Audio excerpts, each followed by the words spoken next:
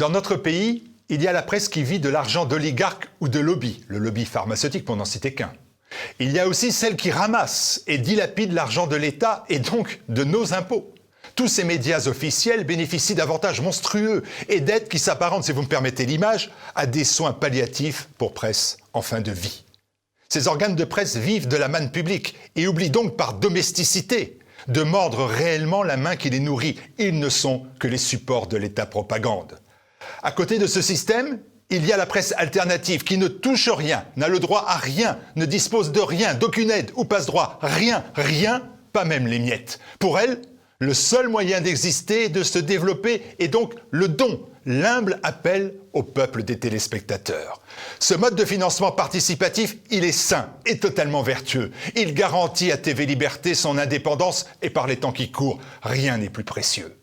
Ce mode de financement est exigeant. Il nécessite une gestion rigoureuse, des efforts pour équilibrer le budget, prendre en compte les mois d'été où les rentrées financières se raréfient et soutenir les actions de développement dès la rentrée.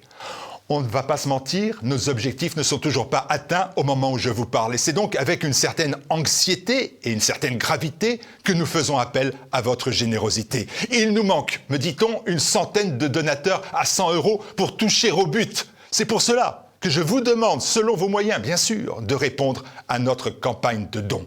Chaque mois, vous êtes dorénavant des millions à saisir le rôle, la mission de TV Liberté, lutter contre les idéologies mortelles qui prennent le nom de antispécisme, colonialisme, fondamentalisme, racialisme, sectarisme, intersectionnalité, lutter contre les dictates sanitaires par exemple, et les dictatures du nouvel ordre moral. L'œuvre est d'envergure, même si nous ne sommes pas les seuls à retrousser nos manches. Une chose est sûre et certaine, en avançant vers 2022, nous n'allons pas chômer.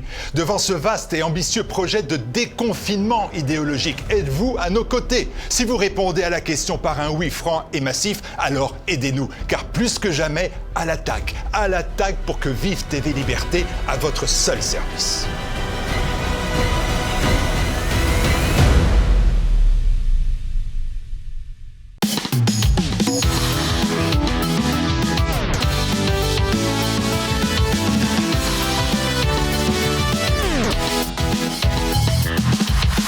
Bonjour à tous, nouveau Tête à Clash avec 4 beaux invités, Grégoire Boucher, Tariq Dali, Serge Federbush et Patrick Mignon. Et 3 sujets. Le premier, c'est le résultat des récentes départementales et régionales avec 2 faits majeurs, abstention et La République En Marche et le Rassemblement National qui vont pas bien. Le deuxième, c'est est-ce que les résultats de ces régionales et départementales remettent en cause le duel annoncé Macron-Le Pen?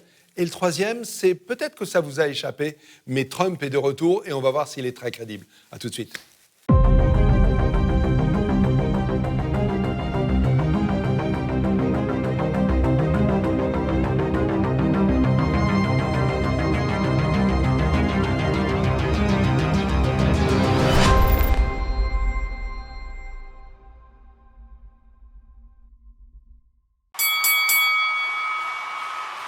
Alors, le premier sujet, les élections régionales et départementales. Vous avez bien vu, 2 faits saillants. L'abstention record, jamais vu, tout le monde était à la pêche ce jour-là. On va voir quand même pourquoi et peut-être comment y remédier. Et puis également le fait qu'il y a eu quand même de grosses déceptions. Le parti de Marine Le Pen qui n'accroche pas. Aucune nouvelle région, alors qu'il y en avait au minimum une d'annoncée, celle du Sud. Et puis La République En Marche, qui n'existe pas. On reviendra sur les partis traditionnels qui maintiennent largement la tête hors de l'eau. Voilà, ça c'est le premier sujet. Et je vais céder la parole à Serge Federbush, mais je vais quand même citer ce qu'il a fait, puisqu'il a travaillé. Ah bah oui. Serge, un nouveau livre. Dès que je ne suis plus sur ce plateau, je me mets à bosser. C'est ça, exactement. Donc c'est un livre en fait sur le Covid, vous allez le voir s'afficher, et qui parle d'une étrange défaite. Et voilà, c'est très intéressant, c'est un essai, et il est édité chez Media Group. VA Édition. VA Édition, très bien. Alors Serge, qu'est-ce que vous avez pensé de ces résultats? J'imagine que vous étiez dimanche soir en train de regarder ça. Bon, d'une oreille distraite quand même. Bon. Okay. Oui, parce que c'est sûr que cette espèce de scepticisme qui contamine l'ensemble des Français vis-à-vis de la politique ne peut pas, malgré tout, nous contaminer un petit peu aussi. Et donc, je crois qu'effectivement, cette abstention, alors c'est magique, cette abstention, parce que les hommes politiques professionnels, n'arrivent pas à en tirer les conclusions. C'est-à-dire qu'on a le sentiment que s'ils étaient élus avec 5 ou 10 voix, tous membres de leur famille, ça leur suffirait et qu'ils évacueraient immédiatement le sujet pour dire « Ah, mais c'est merveilleux, j'ai été élu avec 90% des voix, donc 5 voix sur 550 000, mais c'est pas grave, ils oublieraient les 550 000 et puis ils ne parleraient que des 5 voix. » Mais j'en suis vraiment persuadé, c'est-à-dire qu'ils sont tellement focalisés sur le fait d'être simplement reconduits ou élu, voilà, que vraiment le peuple devient une espèce d'entité abstraite dont il se moque pourvu qu'il soit élu. Et ça, ça ne fait que nourrir et amplifier de plus en plus l'abstention. Je pense que c'est un phénomène protestataire majeur. Les gens ont dit à la classe politique qu'ils se moquaient complètement en fait, de ces élections régionales. C'est vrai que les régions, ça ne sert pas énormément. Ça sert au lycée, ça sert pour l'animation de la vie économique, mais que déjà, comme l'État n'a plus barre sur la vie économique, alors vous imaginez les régions, c'est complètement à la marge, et puis deux ou trois petites compétences comme ça. Donc c'est assez désincarné. Et puis en plus, tous ces jeux politiciens, on a vu par exemple en PACA, les espèces de magouilles autour de museliers. Alors les magouilles sont à géométrie variable, c'est-à-dire que LFI par exemple, les mélenchonistes, les socialistes et les Verts se mettent d'accord ici, et puis ils se bouffent le nez ailleurs. Enfin, tout ça, ça respire la magouille. Ça entretient effectivement une espèce de dégoût. Alors est-ce que ce dégoût va se poursuivre jusqu'au présidentiel ? C'est une des questions. Là est la question. Ouais. Bon, c'est pas impossible. Alors, en l'état, c'est pas impossible. C'est très dangereux, évidemment, pour le Rassemblement national et également, dans une moindre mesure, pour les autres mouvements, parce qu'il faut voir que plus l'échantillon des électeurs se réduit, plus les résultats peuvent être aberrants. C'est-à-dire que quand on est sur un tout petit électorat, ça peut aller dans tous les sens. C'est peut-être les macroniens qui n'auront pas voté, c'est peut-être la gauche, c'est peut-être le Rassemblement national, ça peut être la droite dite traditionnelle. On ne sait pas ce que ça donne. Donc on entre dans une espèce de poteau noir dont on ne sait pas ce que ça va donner. Bon. Grégoire Boucher, vous êtes sur cette ligne-là. Ça vous pose un problème, cette abstention ? Ça vous pose un problème démocratique ? Ou vous pensez finalement que les gens, ils votent avec leurs pieds, et puis peut-être aussi qu'on dramatise un petit peu cette abstention, parce que finalement, on est en post-Covid et il faisait beau. Il y a plusieurs éléments que vous avez cités. Le premier qui est évident, c'est un désintérêt total pour ces élections intermédiaires, élections générales, élections régionales. Objectivement, là, pour le coup, personne ne sait à quoi ça correspond. Et de manière encore plus objective, c'est des gens qui n'ont pas de pouvoir à part se partager des Marocains. Donc là, et ça tout le monde le sait, donc c'est pour ça que là, il y a un désintérêt par rapport à l'élection en elle-même. C'est pour ça qu'on n'a pas les mêmes résultats, et on n'a jamais eu les mêmes résultats sur une élection présidentielle où l'enjeu est quand même réel. La deuxième chose, et là je vais citer Vladimir Volkov, moi je suis très très moyennement démocrate, donc ce qui se passe ne fait que confirmer ma conviction que de toute façon, ce système du vote, là je parle bien structurellement, est une aberration en soi, et quand on voit ce genre de résultats, avoir recours au peuple pour lui parler et lui donner, demander son avis sur des sujets qui ne l'intéressent pas, ou qu'il dépasse complètement. Quand je dis le dépasse, c'est pas qu'il n'est pas apte à comprendre, c'est que ça ne l'intéresse vraiment pas. Vraiment, je ne vois pas l'intérêt. Grégoire, et puis il y a quelque chose de plus vicieux, qui est le troisième aspect, si je puis me permettre, et je vais citer un autre, pour le coup, qui n'est pas dans ma famille de pensée, qui est Cohn-Bendit, qui disait, après le dernier référendum, on voit bien les limites du système qui consiste à donner la parole au peuple. Et quand un résultat ne leur convient pas, ils font comme Sarkozy en 2005, ou comme ils le font tous les jours, c'est-à-dire qu'ils se foutent éperdument des résultats de ce que pense le peuple. Et donc je pense réellement que tout ça a vocation quand même à nous peuple, nous votants, à nous dissuader de venir voter. Et comme vient de le dire Serge, je pense que leur objectif à eux, finalement, parce que c'est l'objectif des petits lobbies. Pardon, l'heure, c'est qui? L'heure, c'est les le élus, système. les élus et le système, Okay. et le système qui est en fait complètement dirigé par une ultra-minorité que sont les lobbies, qui décident ce qu'ils veulent, absolument ce qu'ils veulent. Et moins ils sont nombreux à décider, mieux ils se portent. Patrick Mignon, je vous ai vu lever les sourcils plus d'une fois. Oui, avec parce ce que que disait je Grégoire. ne suis pas d'accord avec lui. Moi, je respecte la démocratie, qui est un mauvais système, c'est vrai, mais c'est le moins mauvais des systèmes. Pour ce qui me Je rappelle concerne que et vous ce êtes qui nous... porte-parole de la voix du peuple. Hein. Exactement, ce qui nous concerne. Par contre, je suis d'accord sur un point avec vous deux, c'est-à-dire que ce système-là, ces élections ont montré que l'abstention, en fait, a favorisé les sortants. Et les sondeurs nous le disent systématiquement. C'est-à-dire que quand on voit tous les sortants qui crient au loup « Ah là là, la démocratie est malade, ah là là, ah là là », en fait, c'est se moquer du monde. Oui. Hein, c'est vraiment pousser des cris d'orfraie parce qu'en fait, ça leur bénéficie. qu'ils sont en contents de la- contents. oui, bien sûr. Voilà. Et ils s'en sortent comme sortants en étant réélus, en étant les sortants de la fois suivante. D'ailleurs, dimanche soir, ils étaient prétentieux comme jamais, Voilà, ils sont victorieux. revenus, on a retrouvé les débats insupportables de la télé. Ils avaient été élus par 15% du corps électoral. C'est ça. Et ils trouvaient ça extraordinaire. Les 5 électeurs de Serge Fedor. Et c'est les mêmes qui se permettent de faire des commentaires, d'ailleurs, à Vladimir Poutine, quand lui est élu avec 80% des voix. Par contre, c'est oui, assez dément. ça. Quoi. Par contre, je vois plusieurs causes à ça. Il y a effectivement ça, c'est-à-dire que le système s'en contente, donc il ne fait pas gros efforts pour remettre en cause tout ça. Merci Hollande. Le système l'instrumentalise. Oui. C'est pas ils sont contents, mais ils l'instrumentalisent. Merci Hollande, parce qu'il a créé les super grandes régions qui sont encore plus éloignées du peuple. Le peuple, vous savez comment je le définis, comment nous le définissons, c'est-à-dire l'ensemble de la population, l'ensemble des gens qui subissent les choses sans avoir l'impression de pouvoir y intervenir. C'est là que je trouve que la démocratie est un bon système, mais quand elle fonctionne correctement et non pas comme elle est instrumentalisée, pour reprendre votre terme. Où est-ce qu'elle fonctionne Bon, alors, elle fonctionnait, elle peut fonctionner. J'ai des propositions à faire si ça intéresse. On va arriver à Et donc, il a là-dessus, voulu, c'est certain. François Hollande a voulu créer ces 13 régions, je crois, ou 14 avec les extraterritoriales, à la taille des Länder allemands. Il a donc recréé en France, parce qu'on n'est pas un pays fédéral et on ne veut pas du fédéralisme, il a recréé des baronnies, des duchés, avec des petits roitelets qui n'ont qu'une seule idée en tête, c'est s'ils sont correctement élus, de viser l'élection principale, qui est l'élection présidentielle. Oui, ce qu'on a vu avec les trois de la droite. Okay. Alors, on revient au fief et au duché. Et moi, pour moi, ça ne me va pas. D'ailleurs, ça a été un des grands combats des rois de France dans tout l'ancien régime, qui était justement de se servir des ducs, des barons, etc., mais également de savoir les mettre sous son autorité. Ça a été toujours très, très, très difficile, pas seulement en France, en Italie, un peu partout. Ouais. Dernier point, les départementales. départementales. Les départementales sont plus proches des gens. C'est-à-dire qu'en fait, il y a deux élections fondamentales, vous le savez, je ne vais pas vous l'apprendre, il y a deux élections fondamentales en France dans lesquelles il y a très peu d'abstention. C'est les municipales parce qu'on élit son maire. Même si les dernières ont montré que... Oui, mais elles ont été tenues dans des conditions absolument désastreuses. Sans doute.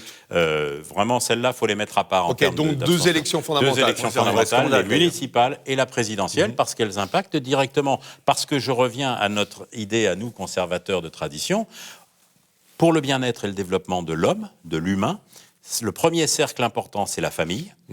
Le deuxième, c'est la commune, c'est-à-dire la municipalité, le regroupement des familles autour de projets communs. Et le troisième et unique cercle, c'est la nation, en tant que, outre tous les critères de la nation, une communauté d'espoir partagé, à la tête de laquelle on place un individu qui est le président. Les autres cercles, régional, départemental, sont...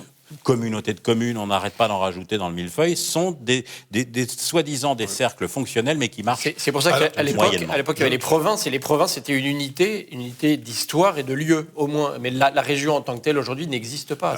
Surtout quand on place... Alors, donc, je voulais dire, pour terminer, Franck, les vas-y, départementales ont eu un taux d'abstention record. Les départementales ont eu un taux d'abstention record, mais parce qu'elles ont été couplées au régional. Je pense que si elles en avaient été découplées, peut-être les gens se seraient plus motivés. Pour des délégués. Moi, je m'adresse à vous deux. Je ne suis pas certain. Tariq, attendez une seconde. Attendez, je vais vous relancer parce qu'il y a une histoire. Moi, je vous entends. Okay. Je trouve que ça ronronne un peu aujourd'hui, là.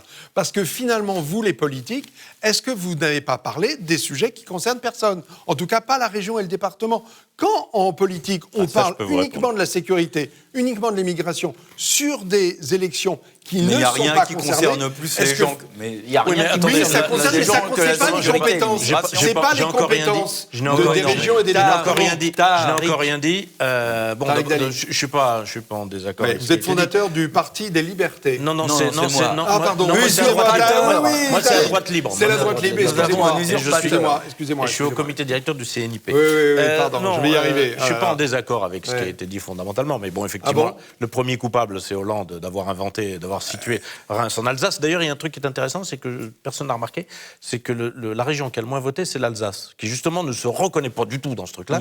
Et celle qui a le plus voté, c'est la Corse, parce que la Oui. Corse, c'est une vraie région. Voilà, bon. En plus, il y a le système électoral, c'est-à-dire que on vote à condition que vous votiez de la façon que vous voulez. Parce qu'on a parlé de Sarkozy, on pointe toujours du doigt Sarkozy qui s'est assis sur le référendum 2005. Oui. Mais Notre-Dame-des-Landes, il y a eu non seulement un référendum, mais il y a eu des élections régulières, municipales, régionales, Où le cantonales, thème ce que vous voulez, central, où c'était ça, systématiquement pour ou les élus étaient favorables à l'aéroport. On s'est assis dessus, voilà. Un autre truc, c'est tout récent, en Nouvelle-Calédonie. En Oui. Nouvelle-Calédonie, en 2018, on a dit on est contre l'indépendance. Ah, c'est pas bien ça. En 2020, vous allez revoter. On est toujours contre l'indépendance. C'était prévu avant. Et on va revoter encore cette année. Enfin, ça, quand même. Jusqu'à ce que le vote Jusqu'à soit- ce que le vote. Et ils ont fait pareil avec le Brexit en disant c'est qu'ils allaient les faire peut-être revoter. oui, exactement. C'est peut-être une des raisons pour lesquelles le Rassemblement national n'a pas eu le résultat qu'il escomptait, notamment dans la région sud. Il n'y a pas eu de rebond de participation entre les deux. Qu'est-ce qui s'est passé en région sud? Il se passe qu'on tord le suffrage, c'est-à-dire à partir du moment où vous n'avez pas voté pour ceux pour qui il fallait voter, il y a c'est quand même extraordinaire d'un point de vue démocratique. C'est-à-dire qu'il y a des gens qui préfèrent se saborder plutôt qu'être dans alliance, l'opposition, ouais, c'est parce qu'il incroyable. faut à tout prix voulez dire ceux qui empêcher décident celui pour lequel Ceux les qui gens ont décident de voté. ne pas présenter C'est une quand même ligne alors qu'ils y ont droit. C'est quand même Ah ouais, extraordinaire. Félicia, c'est On a incroyable. échappé à quelque chose quand même, ça, je tiens à le dire aussi, on a échappé quand même à une manipulation, parce qu'on a même proposé, plutôt que la gauche n'ait aucun siège, eh ben, on va intégrer des candidats de gauche dans la liste Muselier qui seront dans l'opposition. Enfin, Et déjà, il y avait des candidats à sauf l'REM c'est quand même, cachés. déjà, on a Oui, fait mais le Tariq, point, ce raisonnement, extraordinaire. Sauf que ce raisonnement, je l'entends, Oui. mais en région parisienne où il y avait 4 ou 5 listes, Oui. il n'empêche que Valérie bah. Pécresse sort en tête, qu'elle va avoir la majorité, et il n'y a pas eu besoin... alors, je peux vous en parler, Franck, là. participation- C'est pour la région la parisienne. participation- Ça représente 16% au niveau Oui, du... bon, voilà. Madame Pécresse a dû totaliser 10-12% des inscrits.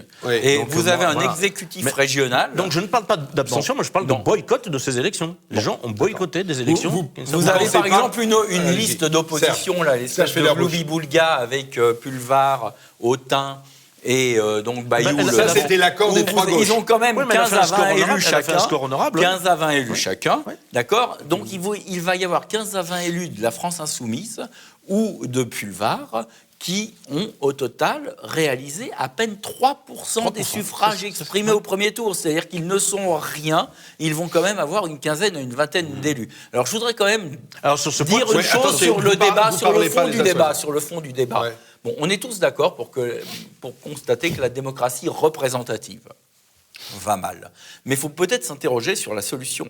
Et la solution, c'est peut-être la démocratie directe. Ok, Parce absolument. que si Alors- on avait des vrais référendums où les élus professionnels, une fois que le peuple a tranché sur tel et tel sujet, eh bien ensuite ils doivent appliquer ou foutre le camp, d'accord ? Eh bien ce sera différent. Et si on demande par exemple aux Franciliens aujourd'hui, ou même aux Parisiens, s'ils sont d'accord aux Parisiens pour que les deux roues à moteur payent maintenant un tarif extravagant pour se stationner dans 20 cm sur la voie publique, ou s'ils veulent qu'on transforme le boulevard périphérique en boulevard urbain. D'ailleurs, c'était une proposition astucieuse de Pécresse de dire que même si elle n'en a pas le pouvoir, elle va organiser un référendum francilien sur le sujet.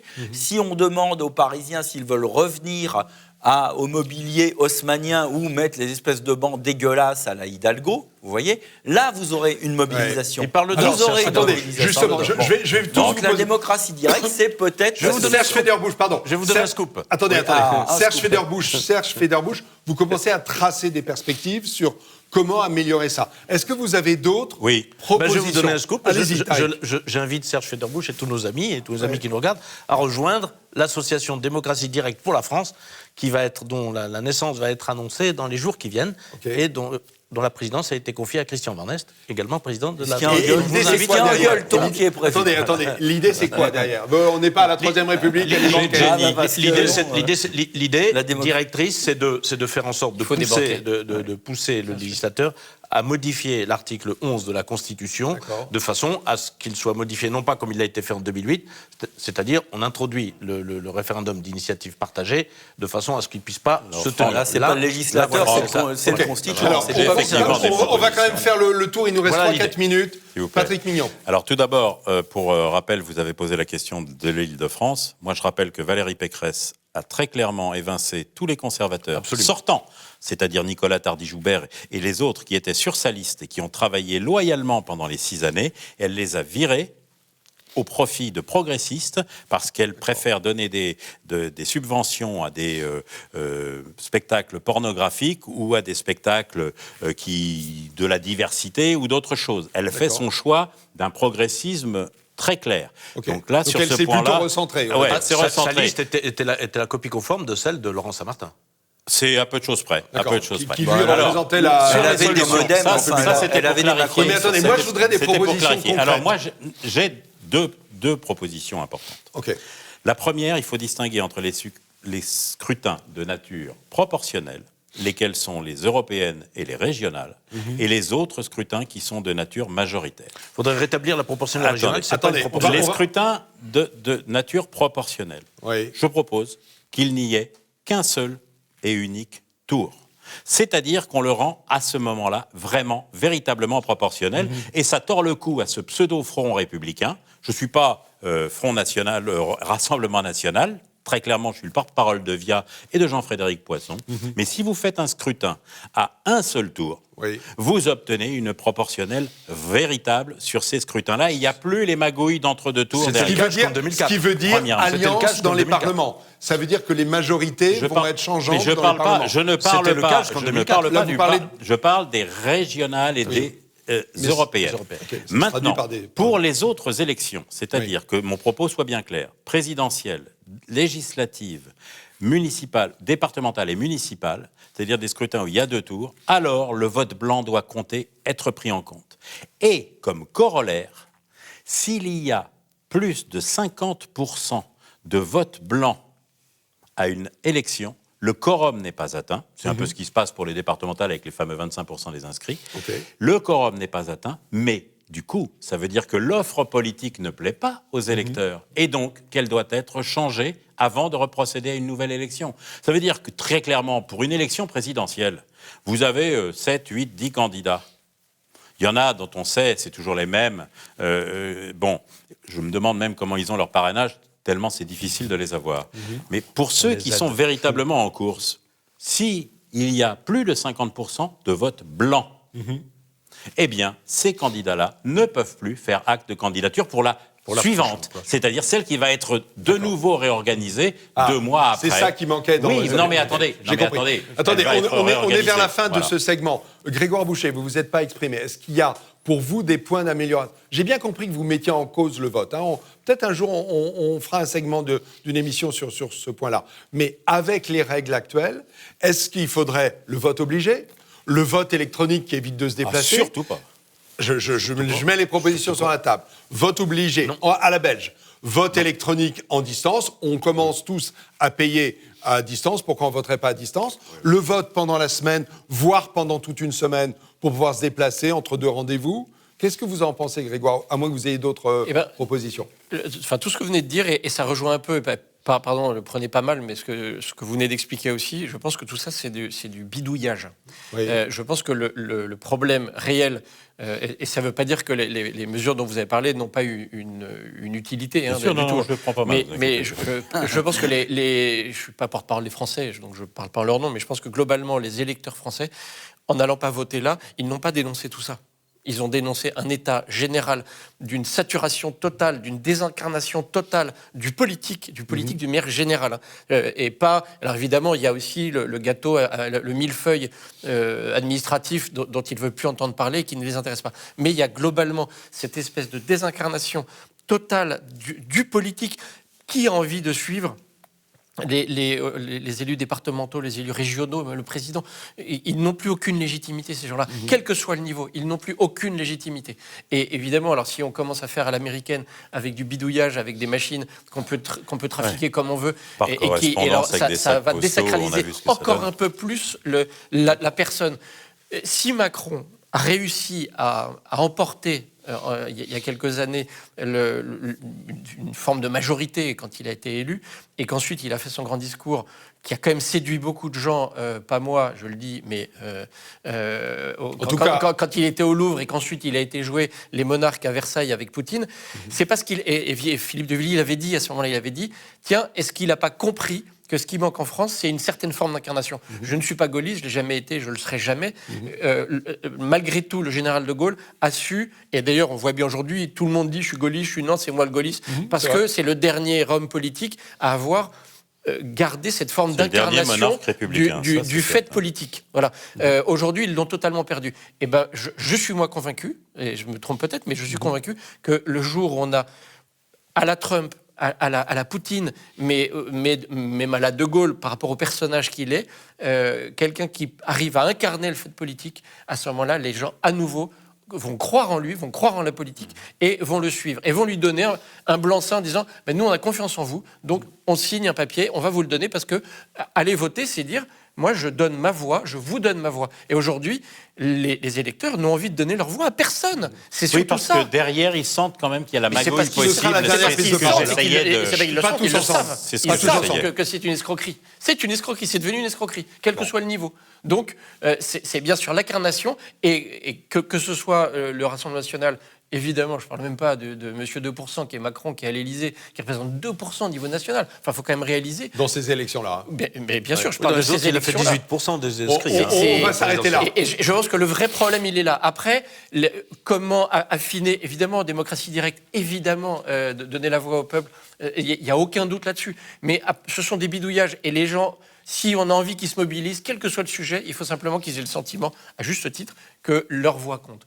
Si de toute façon on se fout de leur voix, Grégoire, ils ne se déplacent plus. Grégoire, on s'arrête là parce qu'on se retrouve dans quelques secondes pour le sujet suivant, qui est est-ce que ces résultats, ces piètres résultats au départemental et régional remettent en cause la présidentielle? Je crois que c'est vraiment un bon enchaînement. Est-ce qu'il y a un leader qui est en train d'émerger? Est-ce qu'il y a la possibilité d'en laisser d'autres? On se retrouve dans quelques secondes là-dessus. À tout de suite.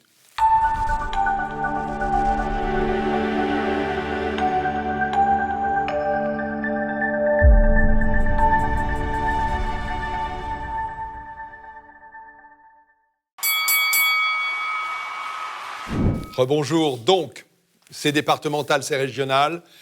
Abstention record. Est-ce que, et puis surtout, échec du Rassemblement national, de la République en marche, réémergence des partis traditionnels, tout le monde pensait que c'était des zombies, ils marchent encore et plutôt solidement. Est-ce qu'il y a de la place maintenant pour d'autres candidats? Est-ce que ce fameux duel, Macron-Le Pen, comme une redite d'il y a 5 ans, est-ce que ce fameux duel, il peut être mis en cause? Allez, Patrick Mignon, je vous cède la parole. Merci, j'ai un peu trop tendance à la prendre. Je suis vous en faites désolé. pas. Non, le duel, pour moi, n'est pas obligatoire. Il n'est pas forcé, ça c'est certain.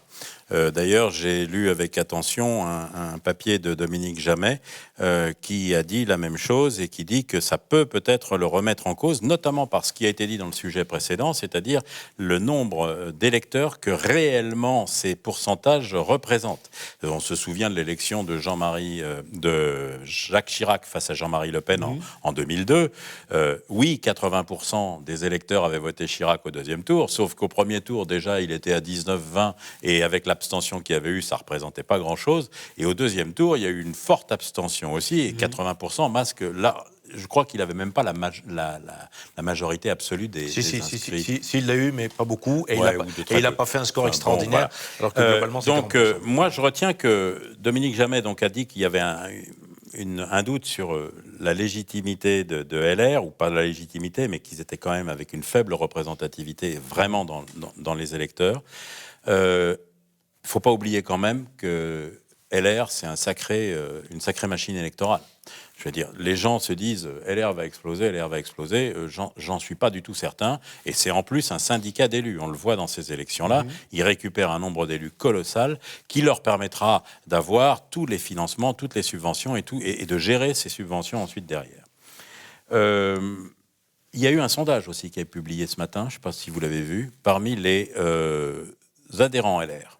80% se déclarent prêts à voter Xavier Bertrand, si c'est lui qui est parmi les adhérents et sympathisants LR. Et 85%... C'est paradoxal pour un monsieur qui n'est pas membre des LR. Voilà, qui a quitté les LR. Et 85% au sein des marcheurs. Ça veut dire que... alors, ce n'est pas un sondage d'intention de vote, c'est un sondage de potentialité. Donc, la somme des propositions fait bien plus que 100%. Mais quand même, 85% des gens seraient compatibles avec Bertrand chez LREM. Donc, vous voyez, alors nous... Très clairement, à VIA, on fait une proposition très simple, c'est de revenir au conservatisme de tradition. Tradition, d'ailleurs, ça ne veut pas dire... Conservatisme, les gens pensent que c'est figé. Le conservatisme, ce n'est pas du tout figé. Le conservatisme de tradition, tradere en latin, ça veut dire transmettre. Donc, on ne peut... Les conservateurs veulent garantir la base qu'ils transmettent au suivant.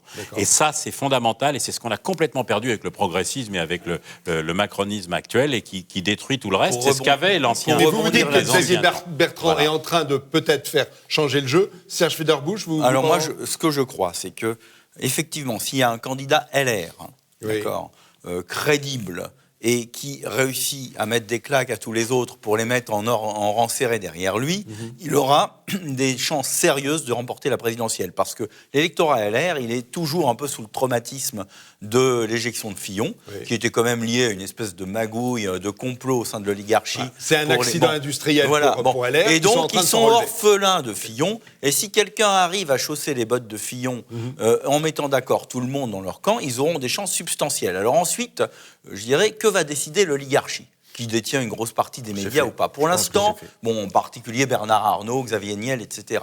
Est-ce qu'ils continuent de soutenir Macron ou pas ? S'ils continuent de le soutenir, on a l'impression qu'ils continuent de le soutenir là actuellement parce qu'ils lui redonnent la parole autant qu'ils peuvent, eh bien, Macron va rester quand même en course. Mais s'ils se disent que finalement, Bertrand, ça peut être une alternative pour eux et qu'ils obtiendront toujours tout ce qu'ils veulent avec lui autant qu'avec Macron, et de toute façon, Bertrand sera suffisamment astucieux pour le leur promettre, d'accord ? Eh bien, ils peuvent changer leur fusil d'épaule. Donc, si on a un des candidats qui émerge, que ce soit Pécresse ou Bertrand, et en plus...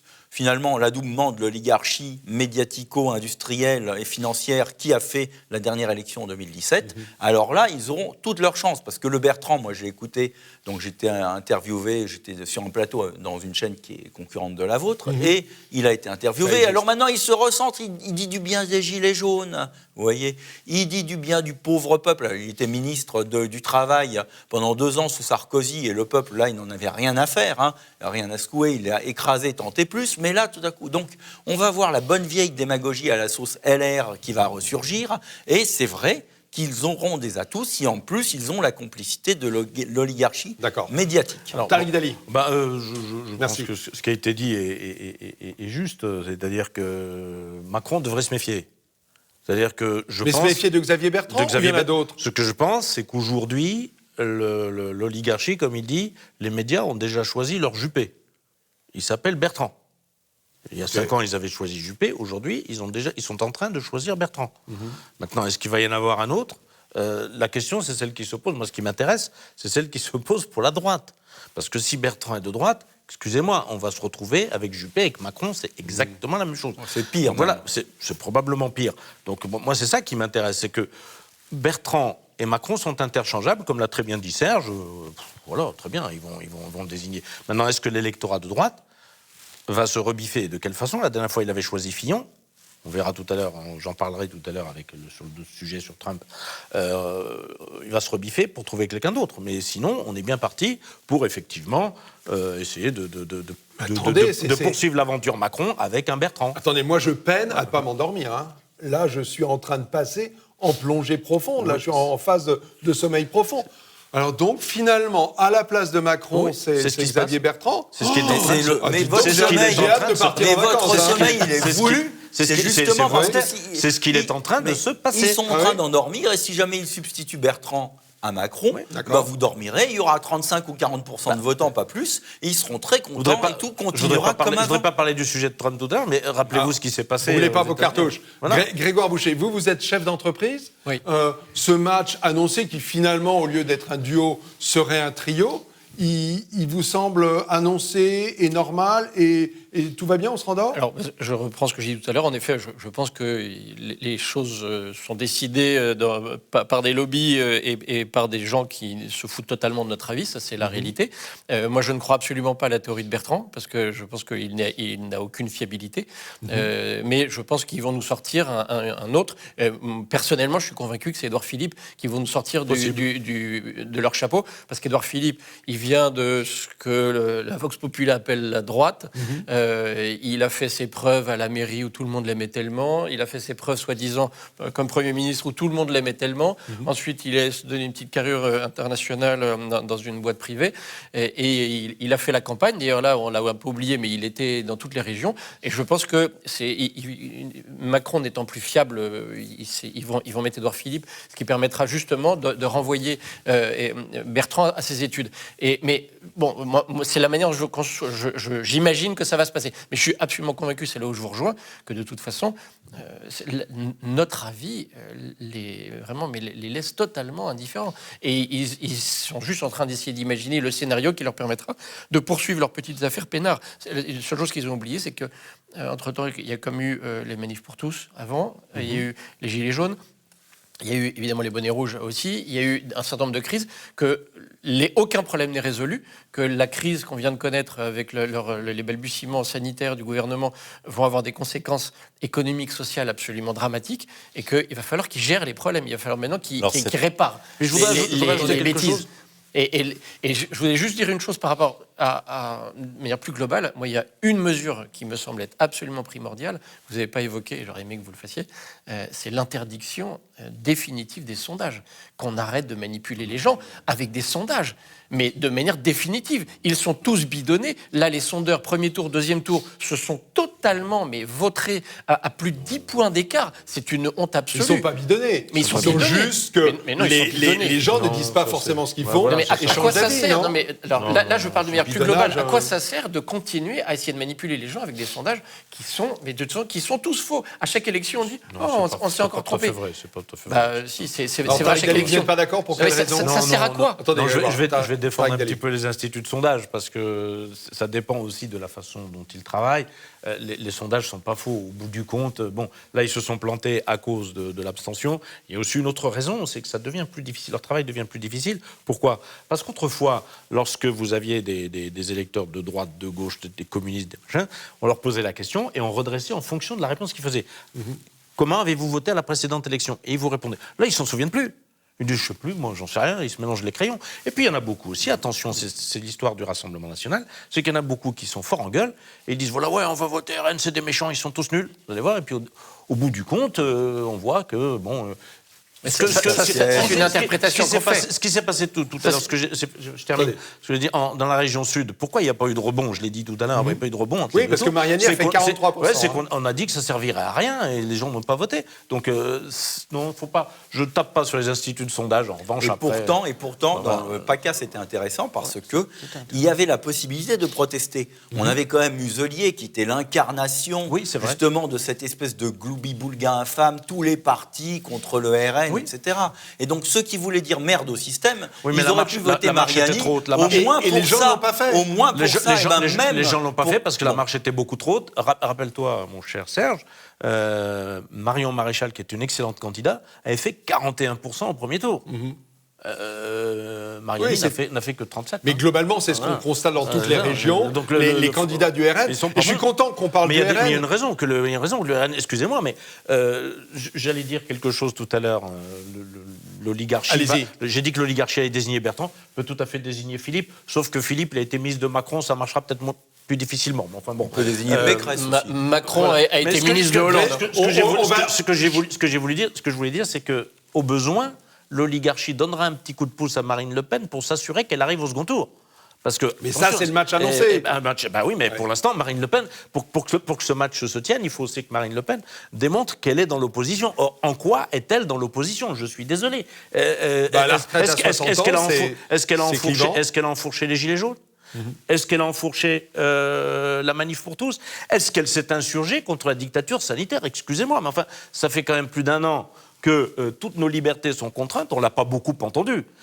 On a voté la PMA hier. Elle était où, Marine Le Pen ? Voilà. Donc, Patrick je Mignon. veux bien aussi. Patrick Donc, on va l'aider à arriver au second tour. Sur le Marine plan Le Pen. des sondages, Ça, j'en suis sur le convaincu. plan des sondages, c'est vrai que le fait qu'ils aient cette technique d'ajustement en fonction des votes antérieurs, Mais ce qui s'est toujours fait, hein. oui, mais ça leur permet de bidouiller C'est la le correction. sondage sorti réel, le sondage brut.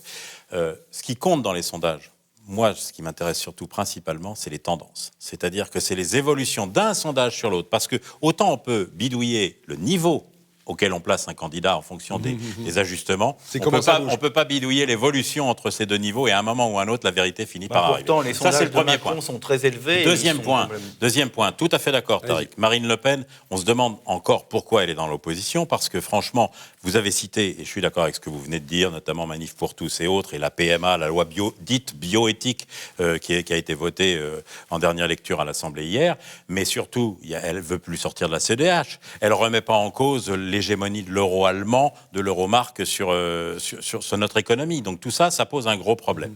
Et effectivement, c'est là que ça pose un gros problème et que ça dégoûte les gens de la politique. C'est qu'on se rend bien compte qu'il n'y a pas vraiment de gens qui ont le courage de rester sur leur position.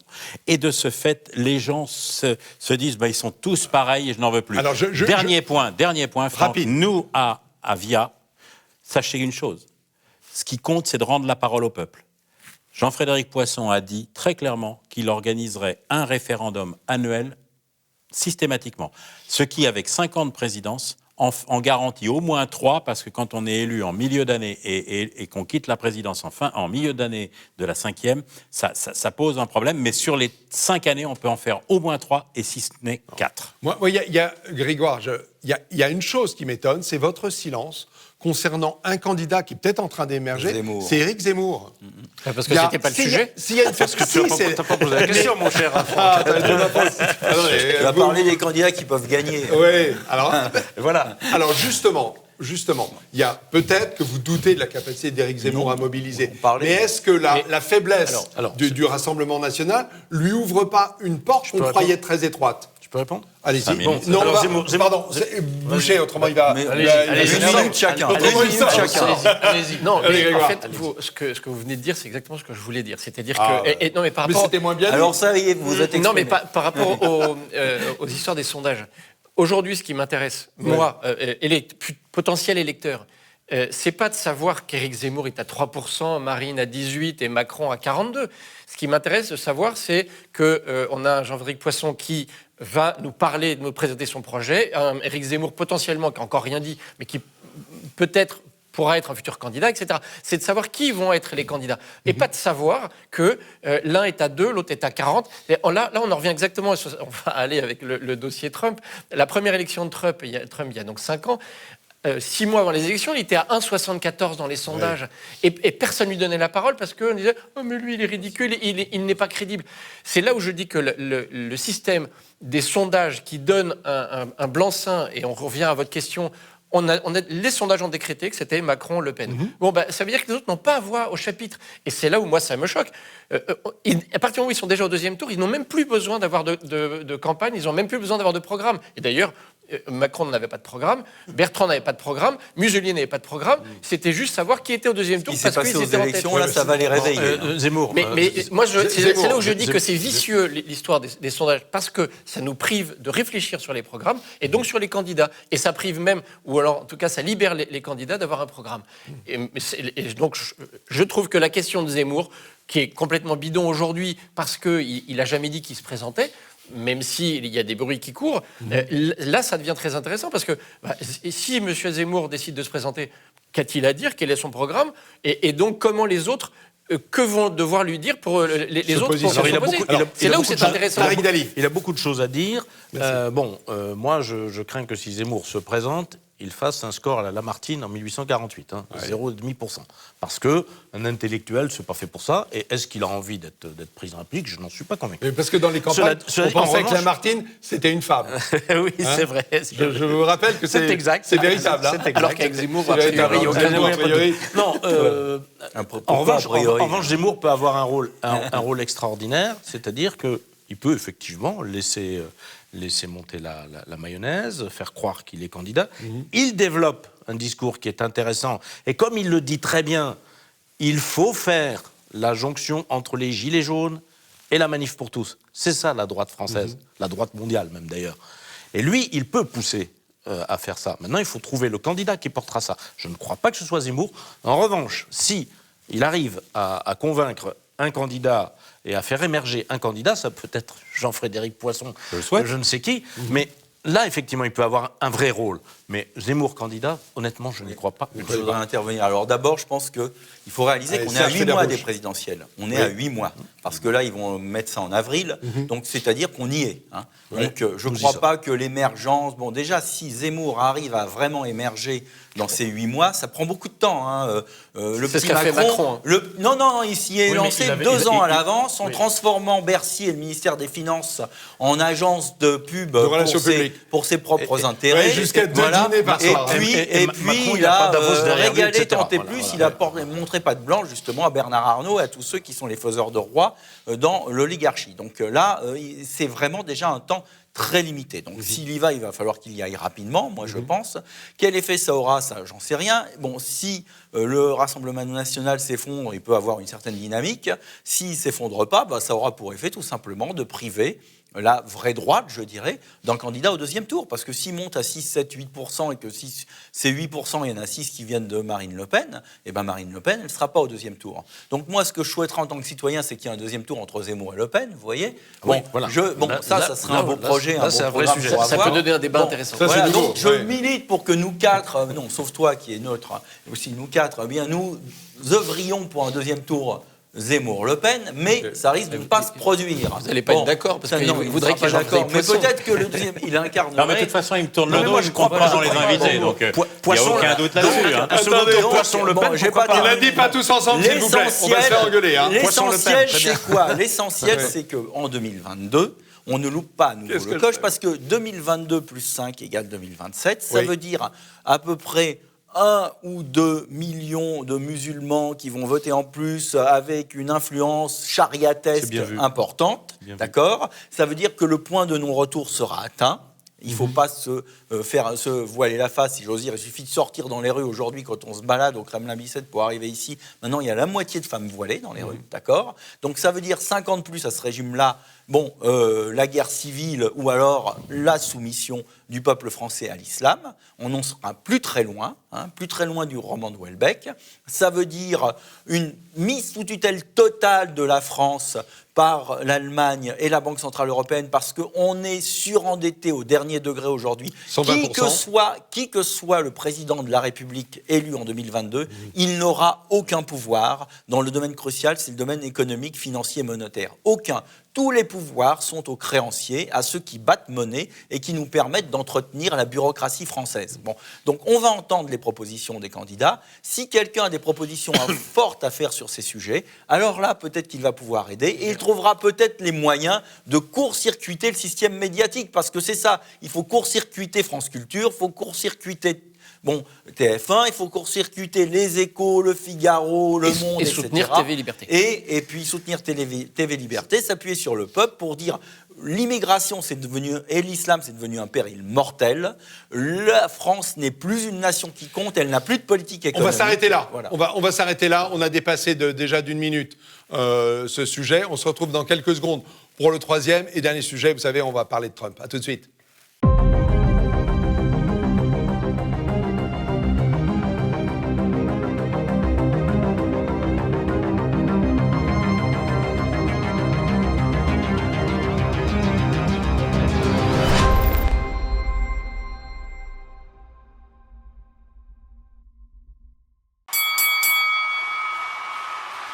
Rebonjour, troisième et dernier sujet, Trump. Alors Trump, le retour. Je ne sais pas si vous avez vu ça, mais en Caroline du Nord, le week-end dernier, Trump est intervenu lors d'une convention républicaine en annonçant qu'il allait revenir. Alors, en annonçant même qu'il allait revenir au cours de l'été, parce que les élections allaient être annulées, on se demande bien comment ce serait possible, vu que ce n'est pas prévu dans la Constitution américaine. Mais en dehors de ce détail technique, Trump intervient, revient et suscite l'enthousiasme. Alors, je voulais savoir si vous, autour de cette table, vous pensez que c'est crédible. Je vous cède la parole, Tariq. C'est crédible, c'est-à-dire que oui, non seulement il est revenu en Caroline du Nord, mais il est dans l'Ohio aujourd'hui pour aller soutenir un candidat à une primaire républicaine. Et ça, c'est important. Maintenant, la vraie question, c'est que je suis convaincu que d'ici les élections de mi-terme en novembre de l'année prochaine, il y aura du Trump, on aura du Trump, et je pense qu'il peut reprendre la Chambre des représentants et le siège qui lui manque au Sénat. Ça, le siège qui est le à siège égalité, bascule, ils sont à 50-50, qui bascule avec Kamala Harris, la vice-présidente. Il a perdu 2 sièges dans la seule élection à 2 tours au sénatorial. La dernière fois, c'était en Georgie. Il a perdu tous les 2. Et la Georgie, on sait que c'est un des États où la fraude a été la plus forte. Georgie, Pennsylvanie, Arizona. En Arizona, il y a encore des recomptages en ce moment même. Donc évidemment que Trump dise que les élections seront annulées, je n'y crois pas une seconde. Mais la question n'est pas celle-là. C'est que, est-ce que, et là, on revient à ce qui s'est passé en France et dans d'autres pays, on pourra en parler si vous le voulez, est-ce que si Trump est en position de gagner la présidentielle, est-ce qu'on va le laisser la gagner ? On a empêché de la gagner la dernière fois, on a empêché François Fillon de la gagner en France, etc., etc., etc. C'est-à-dire que il faut quand même se remettre dans le contexte de la gigantesque manipulation de 2020. Vous pensez que l'élection a été volée pour Trump ? Non seulement je le pense, mais même le New York Times l'a dit très clairement. Il a expliqué en long, en large, en travers comment ils avaient mobilisé des gens pour aller faire voter des gens qui ne votaient jamais, comment on est allé chercher des gens, qu'on a tiré des gens par la main pour aller voter, comment on les a fait voter en avance, comment des États ont modifié les règles électorales pour accepter des... Tariq, sans revenir sur l'élection, excusez-moi. Ce qui a été fait en 2020 va être recommencé en 2024. Voilà. Mais ça vous semble crédible qu'il puisse revenir, en tout cas le tenter ? Oui, mais est-ce qu'on va le laisser gagner ? Ça, c'est autre chose. Grégoire Boucher. Alors, moi, je le souhaite. Parce que j'ai une très grande admiration pour le personnage et pour ce qu'il a fait. Il ne vous paraît pas être un peu le dernier dingo de Fort-Alamo ? Pas du tout, c'est un type brillantissime qu'on présente, parce qu'on aime bien le présenter comme un fou dingue, mais il est tout sauf fou dingue. La seule chose, qu'il était un peu naïf et il n'avait pas imaginé qu'avec Dominion, ils allaient réussir à l'escroquer de cette manière. Mais ce que je voulais voir avec... c'est qu'il faut savoir que les 230 dernières primaires qui ont eu lieu, qu'il a soutenues, il y en a eu 228 sur lequel son candidat a été élu. Ce qui montre un soutien absolument colossal de Trump, qui, quand il est arrivé il y a 5 ans, est arrivé dans un parti républicain, un peu qui fait penser d'ailleurs à notre droite actuelle, complètement explosé. Et c'est lui qui l'a recentré. Aujourd'hui, et c'est toute la différence qu'il y a avec la France, c'est qu'aujourd'hui, et dans quelques mois, il va y avoir en effet les caucus qui vont lui permettre d'être les élections de mi-terme, de reprendre la main. Mois, c'est l'année prochaine, 2022. Oui, mais dans un an et demi. Il est déjà en train de préparer ça. Et en effet, les sièges vont basculer. Mais il va se retrouver, enfin, en tout cas, la droite, les Républicains vont se retrouver avec une majorité, et lui, très probablement, comme étant celui qui a le plus de charisme, c'est lui qui remplit les stades. N'importe quel stade aux États-Unis, il arrive, et en annonçant qu'il va parler, le stade, il y a 90 000 personnes. Voilà. Okay. Donc ce retour vous semble crédible. Et souhaité, il est demandé par le peuple américain. Je pense qu'il n'y a pas trop de soucis sur le fait que, en fait, Trump pourra reprendre le contrôle du Parti républicain et incarner une alternative à la prochaine élection présidentielle. Les soucis sont autres. D'abord, la fraude, elle était un peu subtile. C'est ce qu'a un peu décrit Tariq, c'est-à-dire que c'est une fraude institutionnalisée via le vote par correspondance. Donc, s'il veut reprendre le pouvoir, parce que c'est ça, être candidat pour se prendre à nouveau une taloche à la prochaine présidentielle, je ne crois pas qu'à son âge, il souhaite ça. Donc, il va falloir il a 74, que il en aura 78. Bon, voilà, il aura l'âge de Biden. Bon, voilà. Donc, il faut d'abord que les républicains se débrouillent pour soit faire comme les démocrates, c'est-à-dire effectivement faire la tournée de tous de toutes les familles et à aller faire inscrire les gens, les mémés qui votent pas, les gens qui n'ont jamais voté de leur vie et voter par correspondance à leur place, parce que c'est comme ça qu'ils ont gagné essentiellement. Bon, donc il faut qu'ils mettent en place... des changements de règles du jeu en cours de route. Oui, le système pour éviter ça, parce que sinon les mêmes causes reproduiront les mêmes effets et les démocrates continueront à gagner, en plus avec évidemment la chape de plomb des médias ultra et des réseaux sociaux, Facebook, etc., ultra anti-Trump. Bon.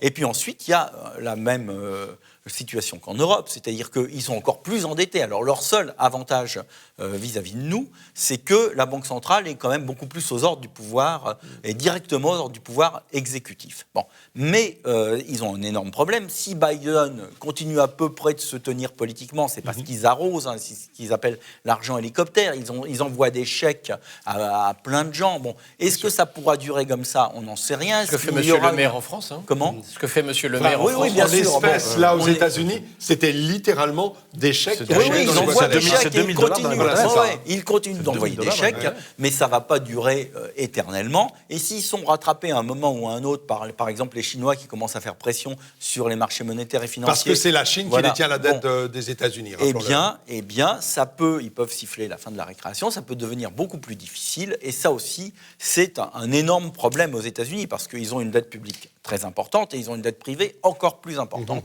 et plus importante que nous. Donc, ils sont à peu près dans la même situation que nous, avec plus de pouvoir politique. Ils ont évidemment l'armée américaine qui assure la solidité du système, et puis ils sont le pouvoir beaucoup plus unifié, mais malgré tout, les mêmes difficultés. Je crois que Trump va revenir. Est-ce qu'il parviendra ? J'en sais rien, mais ce qui est sûr, c'est qu'on a vu déjà qu'ils étaient au bord de la guerre civile lors de la dernière élection. S'il l'empêche à la prochaine de pouvoir se présenter, mais tout est possible, ou s'il multiplie les fraudes, ou si tous les bureaux de vote deviennent des lieux d'affrontement physique entre les partis, ça peut tourner véritablement à la guerre civile là-bas. Et c'est pas une hypothèse complètement farfelue, ne le croyez pas du tout. Patrick Mignon, oui, le retour de Trump. Je pense, oui, moi j'y crois. D'abord, ça ne me génerait pas, à titre personnel déjà, parce que c'est quelqu'un effectivement que je trouve très intéressant et qui a été un des meilleurs présidents américains. Et évidemment, le système s'en est débarrassé, un peu à la Nixon. Il n'a pas été leurré que par le système du vote par correspondance, c'est surtout et majoritairement les fameuses machines Dominion dont on peut bidouiller le logiciel à distance sans que personne ne le voie, donc c'est bien. Quant au sac de vote par correspondance, on a vu nous-mêmes avec la fameuse distribution des professions de foi par l'entreprise Adrexo que des sacs avaient été jetés par paquets entiers dans les poubelles et partout. Alors imaginez-vous bien que la même chose est possible aux États-Unis pour les bulletins de vote, parce qu'il n'y a pas de contrôle possible d'un sac postal.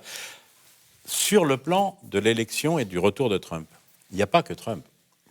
Comme vous l'avez fort justement dit, il redynamise le parti républicain, le vrai parti républicain, pas ceux qui étaient démocrates compatibles ou ceux qui étaient entre les deux. Parce qu'il arrive d'ailleurs il a derrière lui des gens beaucoup plus jeunes que lui qui s'appellent notamment Ted Cruz, qui est un gars extraordinaire qui fait une campagne encore actuellement pour les candidats midterm qui sont dans son coin.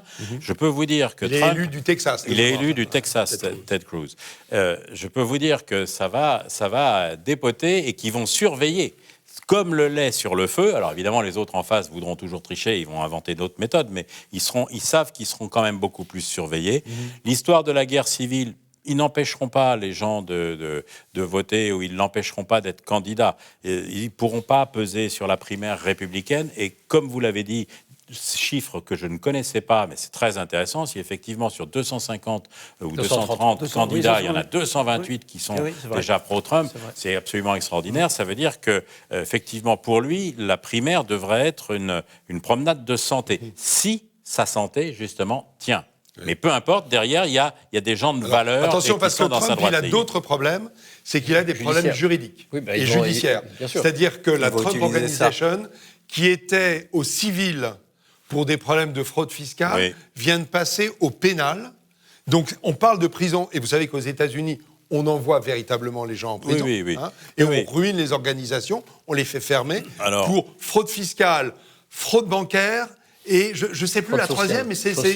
fraude sociale. Oui, il y a tout ça, ça fait partie... Ça, c'est quelque chose qui peut arriver. Mais tout ça fait partie de ce que j'ai évoqué tout à l'heure. C'est est-ce qu'on va le laisser se présenter ou est-ce qu'on va le laisser gagner ? Et pareil, je vous rappelle...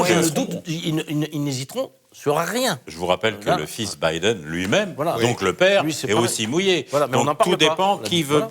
est-ce que dans l'état profond, il aura suffisamment de relais qui lui permettront d'éviter ce genre de choses. Là, je ne maîtrise pas assez le sujet Alors sur ça, les vous l'avez États-Unis. dit, c'est que le Parti républicain va le relayer beaucoup mieux.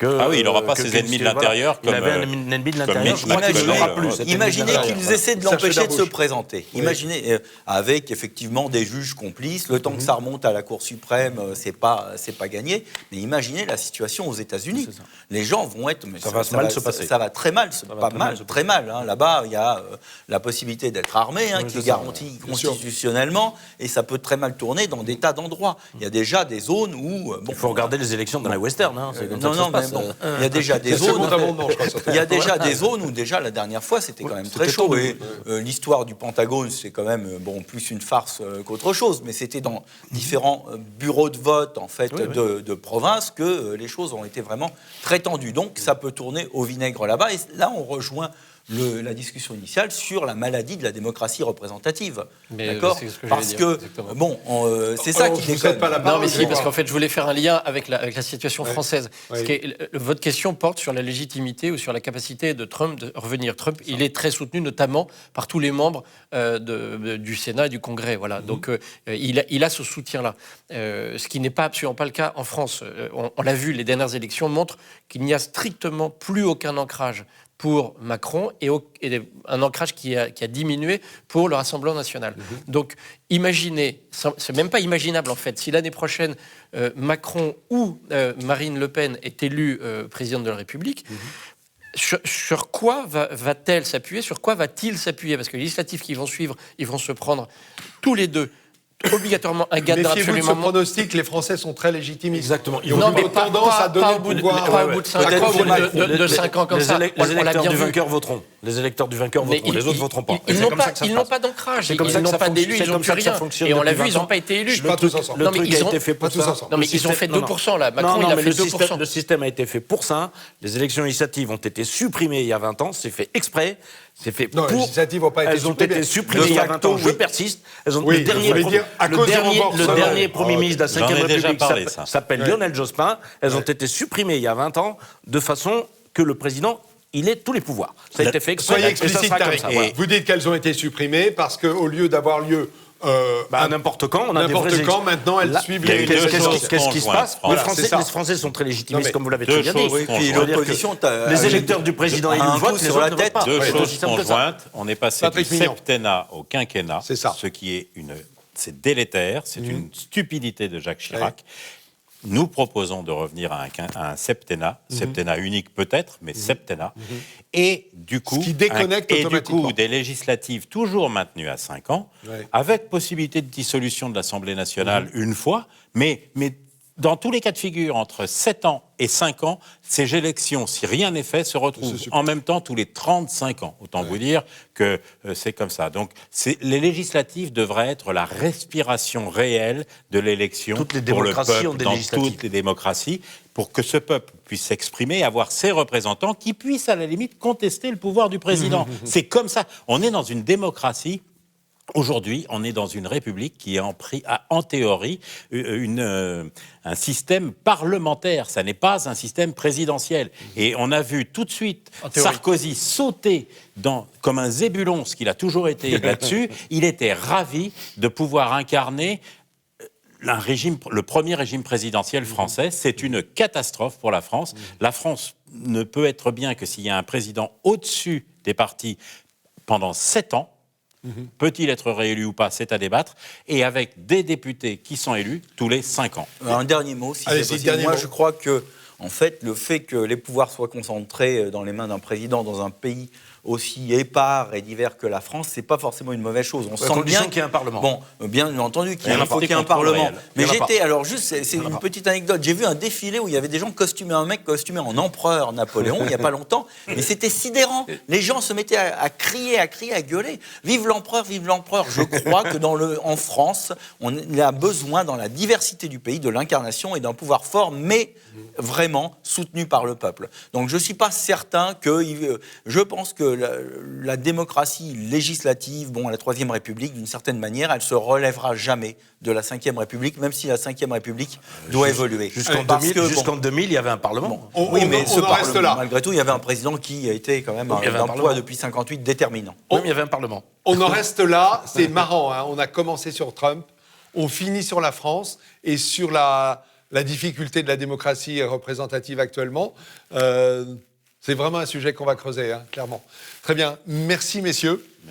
Merci à vous tous. On va se retrouver pour une dernière émission le 21 juillet aux alentours de ça, et après on prendra quelques vacances bien méritées, vous aussi. À très vite donc, bientôt.